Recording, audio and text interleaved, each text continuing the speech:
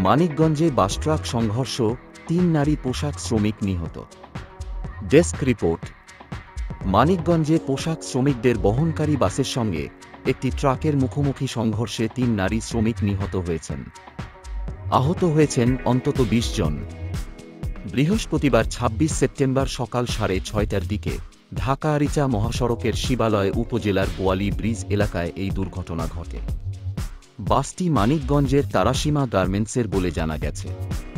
Police ও স্থানীয়দের সূত্রে জানা যায়, সকালে বোয়ালি ব্রিজ এলাকায় বাসটির সঙ্গে বিপরীত দিক থেকে আসা একটি ট্রাকের মুখোমুখি সংঘর্ষ হয়।